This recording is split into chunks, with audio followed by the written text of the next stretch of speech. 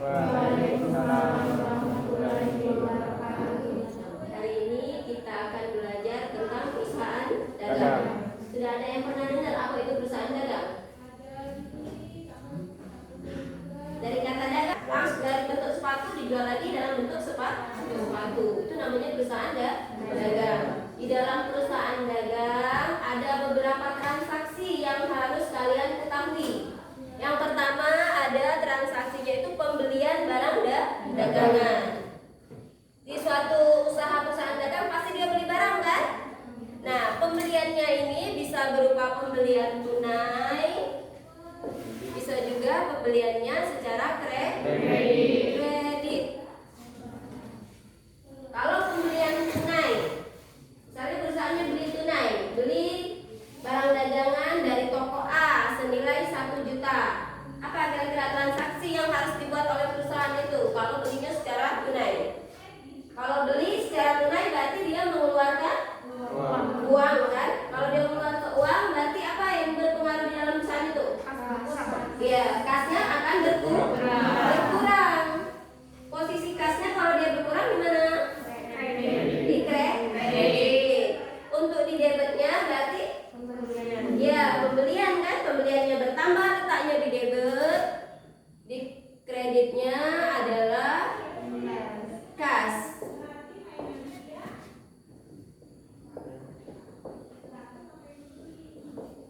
Nah, ini kalau pembeliannya secara tunai. Pembelian debit, kasnya kredit. Selanjutnya, kalau letaknya di kredit, pembelian di debit. Nah, itu perbedaannya kalau pembeliannya tunai dan pembeliannya secara kredit.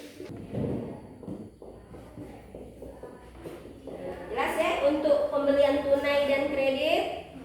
Selanjutnya kita masuk ke yang ketiga, bagian dari pembelian. Biasanya di setiap pembelian perusahaan dagang itu tidak semua barang yang dijual itu pada saat diterima bagus kan? Ada yang mungkin lecet, ada yang tidak sesuai dengan pesanan, warnanya beda, misalnya itu bisa kita kembalikan kepada tempat kita membeli. Jadi perusahaan itu berhak untuk mengembalikan. Nah, pada saat dia mengembalikan itu namanya dia meretur. Jadi dia retur pembelian. Pada saat dia meretur berarti pembeliannya akan berkurang. Pembelian pada saat dia bertambah letaknya di debit. Pada saat dibalikkannya kalau tidak sesuai di returnya dia pindah posisi jadi di kredit. Di debitnya nambah akun baru yaitu retur pembelian. Itu jurnalnya kalau untuk retur pembelian.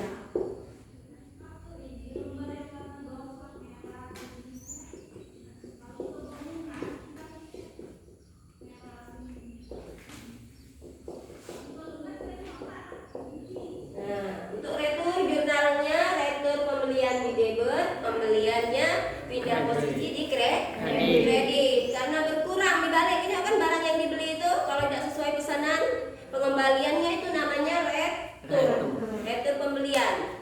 Tapi pada saat dia jual ada yang balik ke pembeli, balik ke dia namanya retur penjualan. Dia nerimo dari wong yang sudah dijualnya kan?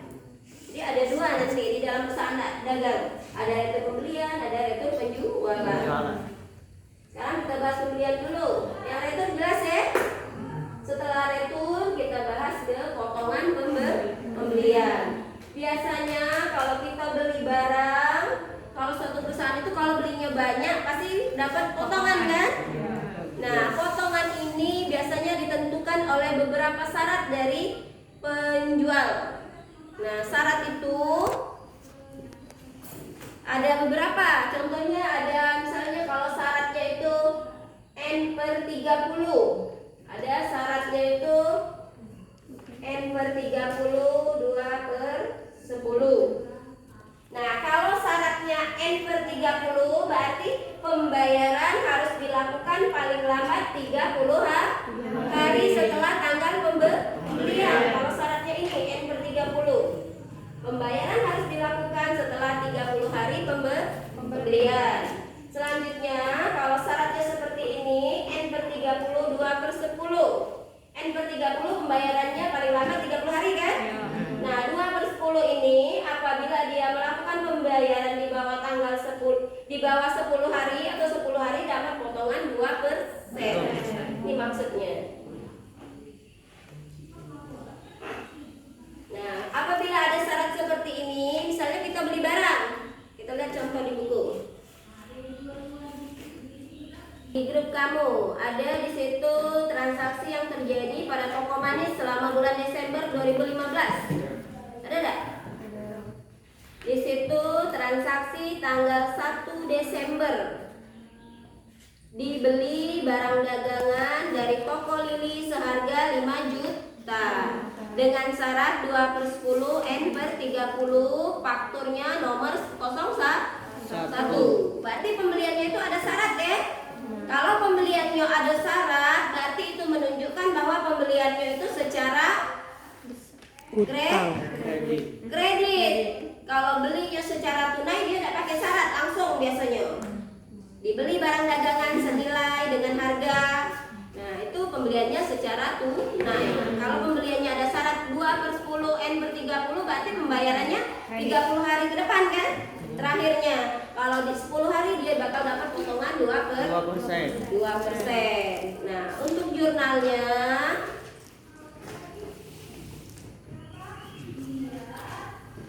apa? Jurnalnya pada saat dia beli barang untuk tanggal 1 itu. Tuh, buat di sini di bawah. Desember tanggal 1 dia beli barang kan? Berapa nilainya yang dibeli? 5 juta dari toko Lili. Itu berarti pembelian kan? Pembeliannya bertambah. Pembelian letaknya di debit 5 juta. Biasanya kalau di jurnal atau di kertas kerja kita buat dalam ribuan saja ya, biar dia tidak terlalu banyak nolnya, tidak susah. Kita 5 juta kita buat jadi 5.000 karena dibuat dalam ribuan. Pembeliannya letaknya di debit, selanjutnya di kredit apa? Utang dagang. Kenapa dia utang dagang? Karena pembayarannya setelah itu. Ya, karena dia pembeliannya secara kredit. Jadi utang kan? Ya. Utang dagang.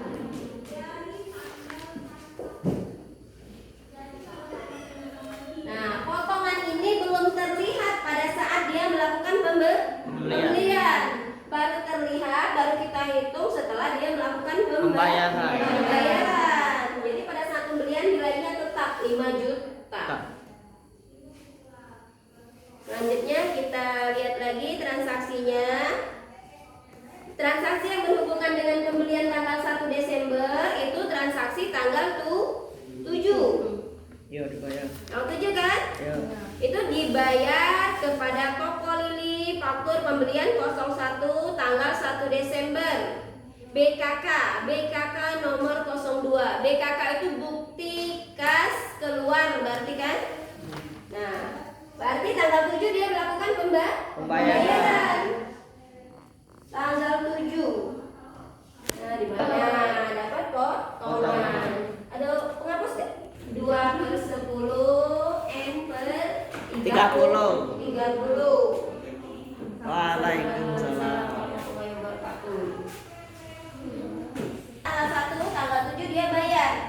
Tanggal 1 dia nyebabkan utangnya nambah kan? Sebesar 5 juta. Sekarang tanggal 7 karena dibayar utangnya berkurang. Pindah posisi kan utangnya, yang pertama di kredit jadi di debit. Jadi utang dagang nilainya 5 juta utangnya. Sekarang karena dia tidak nyampe 10 hari dia dapat potongan. Potongannya itu senilai 2%. Kita kalikan dulu 5 juta dikali dengan 2 dibagi dengan 100. Kali 2%. Berarti 2/100 kan? 5 kali 2 10 juta dibagi 100.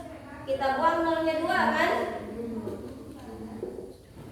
Nah, berarti potongannya berapa, tinggal nolnya 5 kan? 100.000 berarti potongannya. Potongan ini letaknya di kredit. Potongan pembelian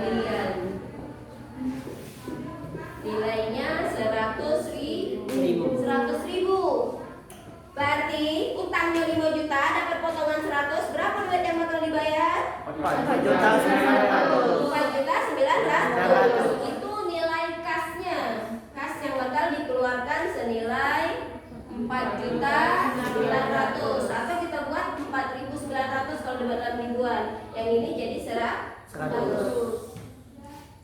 Jelas? Untuk transaksi ini, transaksi pembelian secara kredit dan pembayaran yang mendapat potongan.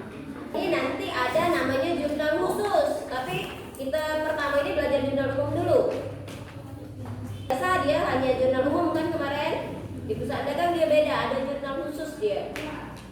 Pembelian di sini kalau tadi Ibu baru jelaskan dua kan, N/30, N/30, 2/10 ini. Selain dua syarat ini, ada syarat lain lagi. Ibu lupa tadi jelasannya. Ada syaratnya itu EOM, OM. OM ini singkatan dari Moon. Nah, berarti pembayaran dilakukan pada akhir bulan. Misalnya dia beli tanggal 1, tetap bayarnya tanggal 30 atau tanggal 31. Belinya tanggal 15, tetap bayar tanggal 30. Pokoknya akhir bulan harus dibayar. Berapa hari, B? Ya. Ini kalau syaratnya EOM ini. Ya, tapi itu dapat potongan harga juga tidak? Tidak, kalau yang EOM ini tidak dapat. Kalau yang ini yang dapat potongan. Kalau yang ini juga dapat potongan. Ini ada dua potongannya. Kalau 2/10 berarti kalau dibayar di bawah 10 hari dapat 2%. Kalau ini dibayar di bawah 20 hari dapat 1%. Pembayaran terakhir 30 hari setelah pembelian. Dan pembayarannya yang ada potongan. Kita tidak lihat yang soal itu lagi. Sekarang kita lihat soal lain. Kita bahas tentang biaya angkut pembelian. Biaya angkut pembelian berarti biaya yang dikeluarkan untuk mengangkut barang yang kita beli. Kadang ada yang bayarnya itu pembeli, ada yang bayarnya penjual. Tergantung kesepakatan pada saat pembelian. Kalau pada saat pembelian disepakati pembeli yang membayar, berarti itu masuk di data atau pembukuan pembelian. Kalau syaratnya pembeli yang bayar. Kalau pembeli yang bayar, kalau dia bayar biaya angkut otomatis dia mengeluarkan duit kan, kasnya jadi berkurang. Posisinya pasti di kredit kasnya kan, kalau dia bayar beban. Kalau bayar pasti duitnya di kredit, kasnya di kredit.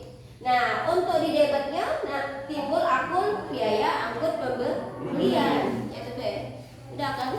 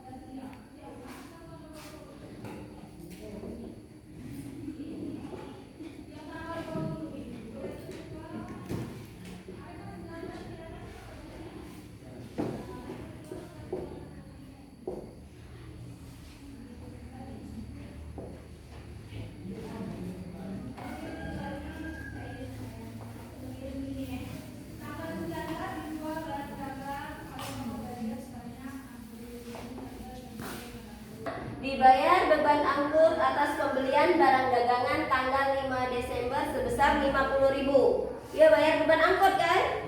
Kalau bayar berarti pasti mengeluarkan uang. Kalau mengeluarkan uang khasnya di kredit. Nilai yang dikeluarkan 50.000. Berarti di kreditnya 50.000. Nah, di debitnya yaitu beban angkut pembelian. Uang yang dikeluarkan senilai 50 ini untuk membayar beban angkut. Di jurnalnya kalau membayar beban angkut. Bisa juga pembelian itu misalnya dibeli barang dagangan seharga 5 juta dan dibayar beban angkut senilai 50.000. Berarti di sini buat dua, pembeliannya 5 juta, beban angkutnya 50, kas yang dikeluarkannya berarti 5 juta 50. Kalau di digabung. Kalau ini pembelian saja. Kalau pada